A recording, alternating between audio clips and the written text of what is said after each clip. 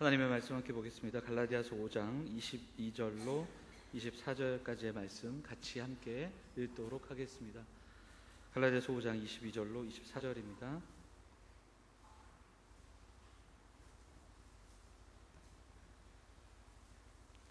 찾으신 줄 알고 우리 같이 한 목소리로 보겠습니다. 같이 읽겠습니다.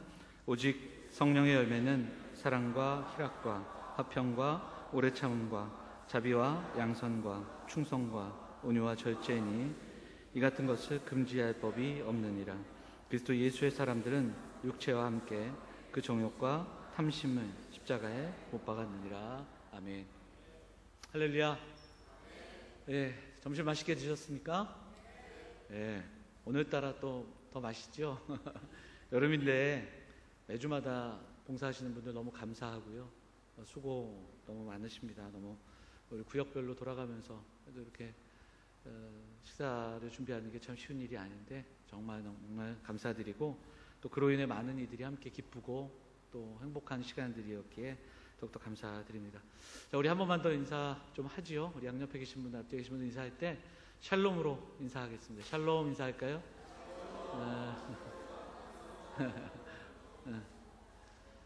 너무 세게 발음하면 안 됩니다. 이게 샬롬 이렇게 그냥 해야 됩니다. 샬롬은 히브리 말로 평화죠. 평강. 우리가 항상 찬양할 때 제일 먼저 하는 찬양 뭐였죠? 평화, 하나님의 평강이. 그래서 우리가 축복하지 않습니까? 그 평강입니다.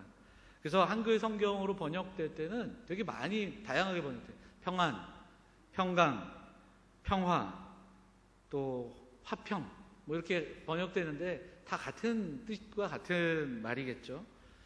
샬롬은 전쟁이 없는 상태를 의미하고요. 그리고 마음의 근심과 두려움이 없는 상태도 샬롬이고요. 또 육체적으로 건강한 상태도 샬롬, 이게 다양하게 쓰입니다. 그러니까 이 샬롬이라는 인사말을 이스라엘 백성들이 자주 했다는 건 그만큼 삶이 곤고한 거예요. 정말 힘들 때 안녕하세요가 왜 인사말인지 아시잖아요. 밤새 안녕하셨습니까?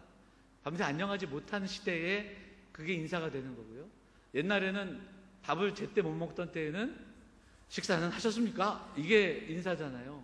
그런 인사들은 그냥 인사하는 게 아니라 시대적인 상황적인 그런 또 이유들이 있다라는 거죠. 이스라엘 백성들은 어려움이 많았고 또 포로 생활도 했고 또 안전하지 못한 가운데 살았기에 항상 이 샬롬을 소망했습니다. 이 평강, 평화. 이후에 로마가 들어와서 그러니까 마게도니아, 헬라, 그 다음에 로마로 이어지는 그 지중해권의 역사를 보면 로마가 이제 엄청난 그 땅을 차지하면서 팍스 로마나를 주장하고 로마가 주는 평화를 이야기합니다. 근데 사실 로마가 만들어낸 평화는 힘으로 억압하는 거였습니다. 그러니까 로마 황제 입장에서 볼 때는 평화지만 그 땅에서 살아가는 사람들에게는 압제요, 그리고 힘든 나날이었습니다. 로마 사람들에게만큼은 또 평화였을 수도 있습니다. 이후에 조금 힘이 약해지면 내전과 반란이 끊이지 않았고요. 그래서 사실은 힘으로 만들 수 있는 게 평화가 아니다. 전쟁으로도 안 되고요.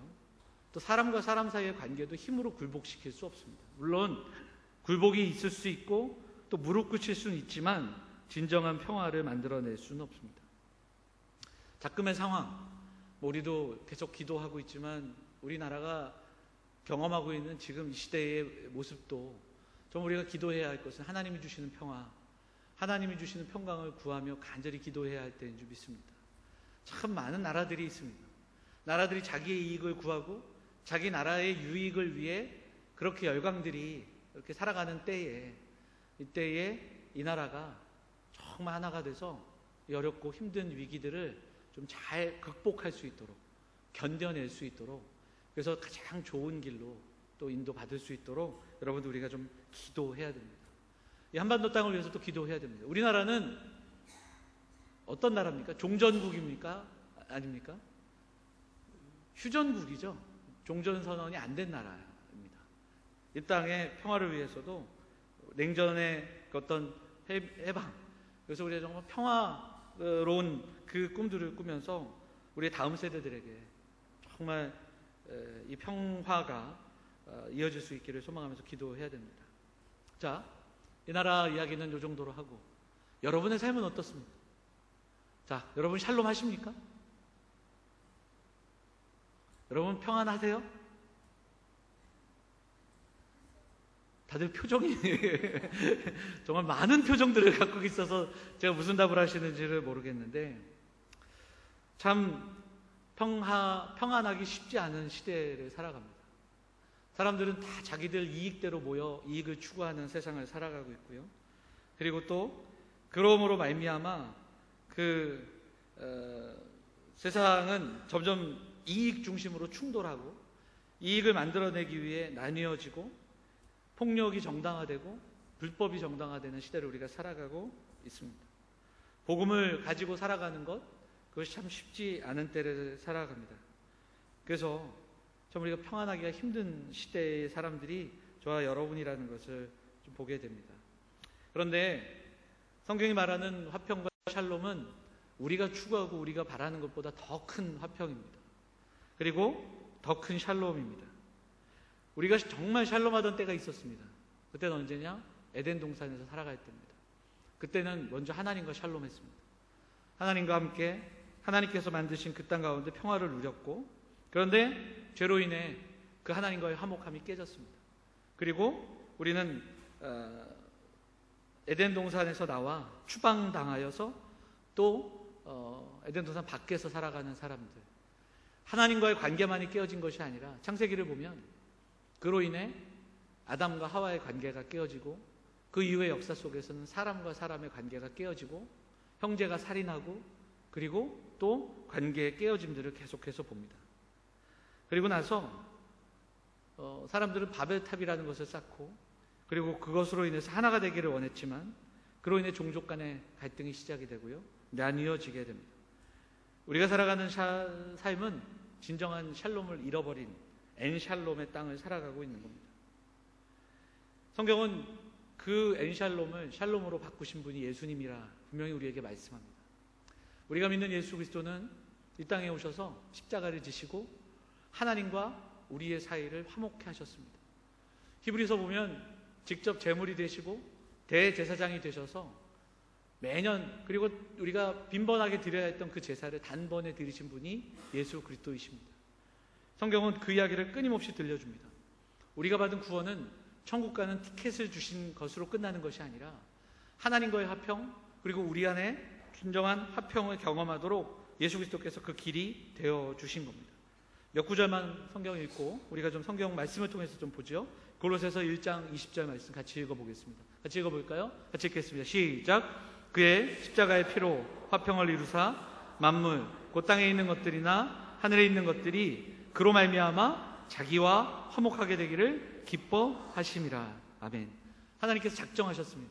하나님이 그 엔샬롬을 샬롬으로 바꾸시기 위해 개입하셨습니다. 그리고 십자가로 인해 또한 하나님과 화목하게 되기를 기뻐하셨습니다. 에베소서 2장 14절도 보도록 하겠습니다. 에베소서 2장 14절 같이 읽겠습니다. 시작. 그는 우리와 화평이시니라.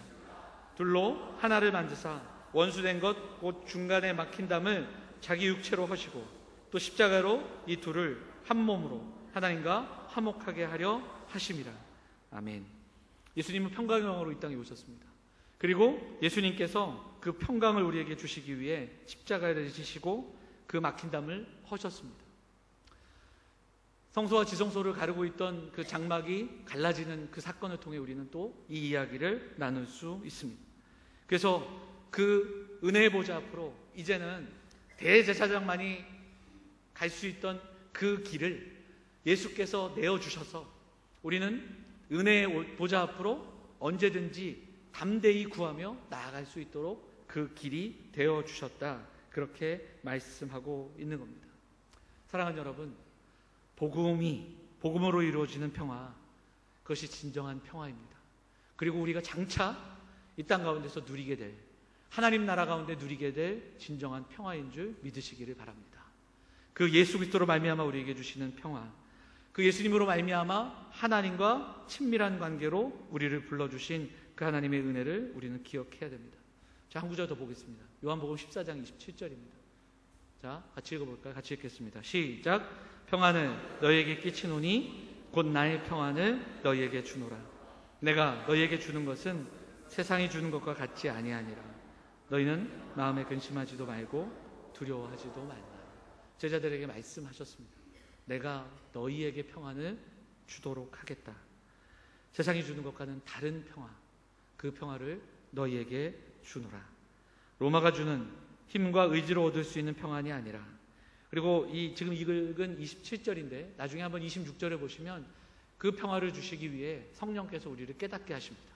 그리고 성령께서 깨닫게 하시는 은혜로 말미암아 우리 가운데 주님께서 주시는 평안함을 경험하게 됩니다. 성경은 말합니다.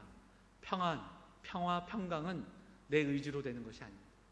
내 노력과 내 의지로 누리는 것이 아니라 성령께서 깨닫게 해주실 때 누릴 수 있고, 또한 기도로 간구로 기도할 때 하나님이 부어주시는 것인 줄 믿습니다. 지난 수요 예배 때 우리 김수현 전사님 설교하신 본문이 빌립보서 4장 말씀이었습니다. 빌립보서 4장은 우리에게 말씀합니다. 염려와 근심이 아니라 기도와 간구로 하나님께 아뢰라. 자, 그 다음 그렇게 되면 어떻게 됩니까? 4장 7절. 그리하면 모든 지각에 뛰어나신 하나님의 평강이 그리스도 예수 안에서 너희 마음과 생각을 지키시리라. 우리의 마음과 생각이 평강을 만들어내는 게 아닙니다. 우리의 마음과 생각과 우리의 의지가 평안을 이루어낼 수 있는 게 아닙니다. 그리스도의 평강이 우리의 마음과 생각을 지켜주시는 줄 믿습니다. 그 은혜를 사모하며 우리가 기도하고 나아가야 합니다. 사도 바울이 빌립보서에서 그렇게 이야기할 수 있었던 것은 그가 그 놀라운 일들을 경험했기 때문입니다. 빌립보서를 썼던 곳은 감옥입니다. 옥중에서 썼던 그 서신을 통해 그는 세상에서 경험할 수 없었던 마음과 생각을 지키시는 하나님의 평강을 경험합니다. 환경과 상황이 바뀌어서가 아니라, 환경과 상황이 아니라 어떠한 상황과 어떠한 악조건 속에서도 경험할 수밖에 없었던 하나님의 평강이 우리의 마음과 생각을 지켜주심을 경험했기 때문입니다. 환경적으로 문제가 해결되고 답답한 일들이 해결되고 갈등이나 다툼이 없어지고 마음이 편안해지는 그런 평강이 아니라 하나님의 진정한 평강이, 그 샬롬이 임함으로 마음과 생각을 지켜주시는 그 은혜를 경험했기에 이 이야기를 빌립보 교회 성도들에게 쓰고 있는 겁니다. 사랑하는 여러분, 우리가 살아가는 삶의 자리, 화평과 평화를 잃게 하는 참 어려움과 힘든 일들이 참으로 많습니다. 그러나 여러분, 예수 그리스도께서 우리를 구원하셨습니다. 구원하신 그 은혜는 이 엔샬롬을 샬롬으로 돌려놓으신 겁니다. 우리 안에 성령을 부으셔서 하나님의 성품을 반영하게 하시고 우리를 도우고 계십니다. 하나님께 온전함으로 예배하고 기도하고 말씀 붙들고 살아가는 그 삶 속에 이 선물은 우리에게 참 귀중하게 다가오고요, 선물은 또한 우리에게 삶의 목적으로 이어지게 됩니다. 이것을 믿으시고 이 사실을 붙들고 기도하며 하나님 주시는 평강이 우리의 마음과 생각을 지키시고 우리의 가정과 공동체를 지켜주시는 은혜를 사모하며 기도하는 사랑하는 성도들 다 되시기를 주의 이름으로 축원을 드립니다. 마태복음 5장에 우리가 너무 잘 아는 말씀이 있습니다. 팔복의 말씀 가운데 화평이 나오죠. 그런데 이 화평을 우리가 누리는 게 아니라 어떻게 나옵니까? 화평하게 하는 자가 복이 있다, 이렇게 말합니다. 화평을 만들어내는 자가 복이 있다. 화평케 하는 자, 그러니까 이 평화를 만드는 자라는 번역이 되고요, 우리가 잘 아는 영어 성경으로는 피스메이커로 번역이 됩니다. 그러니까 단순히 평화를 사랑하고 화목한 사람들, 이게 아니라 적극적으로 그 하나님 주시는 평강을 경험하고 그리고 통로가 되며 나누기 위해 힘쓰는 사람들, 그 이야기를 들려주고 있습니다. 다툼 대신에 협력하고 또한 나누어지는 그 모습 대신에 서로 섬기는 그들이 복이 있다, 그렇게 이야기합니다. 근데 그 복이 무엇입니까? 그들이 하나님의 자녀임을 세상이 알게 된다는 겁니다. 그리고 다른 번역본에 보면 여러분의 자리가 어디인지를 깨닫게 된다라는 그런 번역도 우리에게 들려줍니다. 오늘 오전 나눴던 말씀과도 우리가 이어집니다. 비방과 판단보다는 더 중요한 것이 있습니다. 그것은 바로 그리스도의 몸된 교회, 그리고 성도, 형제와 지체입니다. 그리스도의 핏값으로 사신 나와 너, 그리고 나와 너의 그 빈 공간을 그리스도로 채워가는 사람들. 그래서 나를 통해 누군가를 세우게 하시고 나를 통해 누군가에게 그 샬롬을 경험하게 하신 하나님의 은혜, 그 하나님의 평강을 공동체가 함께 경험하는 놀라운 꿈, 이 꿈이 오늘을 살아가는 우리의 꿈과 소망이 될 수 있었으면 좋겠습니다. 얼마 전에 이렇게 얘기를 하는데 어떤 분이 그런 얘기 하셔요. 요즘 교회가 너무 조용하고 심심하다. 여러 가지 의미를 담고 있는 뜻인데 좋다는 건지 싫다는 건지 잘 모르겠더라고요. 너무너무 조용하다. 그렇습니다. 목회하면서 정말 그래서 감사한 부분들이 너무 많습니다. 새벽마다 기도의 자리를 정말 끝까지 지키시는 분들이 있습니다.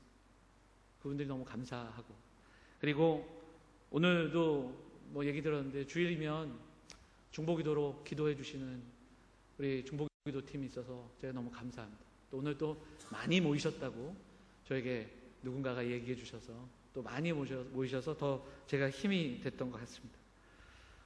주방에서 수고하시고 방송실에서 애쓰시고 보이지 않는 곳에서 주어진 일들을 감당하는 것, 이것은 내게 끝나는 것이 아니라 공동체 안에 허락된 그 하나님의 평강을 일궈가는 그런 모습인 줄 믿습니다.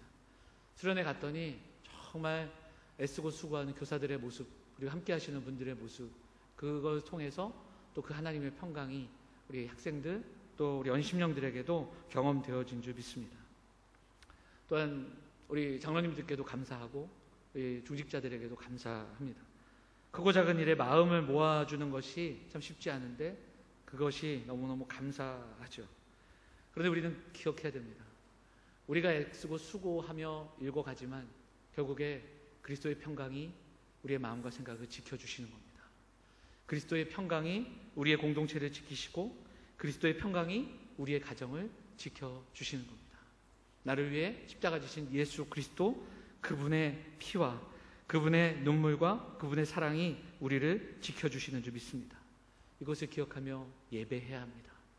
이것을 기억하며 기도하며 그리고 하나님의 평강을 또다시 구하는 사랑하는 성도들이 되어야 할 줄 믿습니다. 평강의 은혜를 경험하고 그 은혜를 나누어 주는 사랑하는 몸된 공동체 우리 성도들 되시기를 간절히 부탁드립니다. 그 어린 왕자라는 책이 있잖아요. 생텍쥐 벨인가요? 그 사람이 쓴 어린 왕자의 책에 아주 유명한 말이 있습니다. 사막이 아름다운 것은 그 사막에 뭐가 있기 때문이죠? 우물이 있기 때문이다. 그 책에는 그렇게 나옵니다. 우물이 감춰져 있기 때문이다. 그런 이야기를 합니다. 하나님의 교회가 아름다운 것은 교회 안에 우물과 같은 사람들이 있기 때문입니다. 내어주고 사랑하고 나에게 허락된 하나님의 평강을 위해 기도하는 사람들. 세상도 그렇게 아름답기를 소망합니다. 세상이 아름다운 것 바로 우물과 같은 교회가 있기 때문임을 우리가 좀 경험할 수 있었으면 좋겠습니다. 이 시간 함께 기도하기 원합니다. 하나님의 평강이 우리의 가정을, 우리의 마음과 생각을 지켜주시기를 간절히 소망합니다. 샬롬이 없는 이 시대 속에서 정말 하나님의 샬롬을 먼저 경험하고 하나님과 화목하고 그 하나님과의 평강이 어떤 상황 속에서도, 흔들리는 세상 속에서도 흔들림 없음을 경험하게 하시는 그 하나님의 평강을 구하고 경험하는 사랑하는 성도들이 될 수 있었으면 좋겠습니다. 이 놀라운 성령의 은사를 날마다 누리시고 경험하고 가정에서 그리고 교회에서 그리고 살아가는 삶의 현장에서 이 화평을 경험하고 또 이루어 가시는 사랑하는 성도들, 하나님의 자녀들, 사랑하는 영암의 성도들 다 되시기를 주의 이름으로 축원을 드립니다.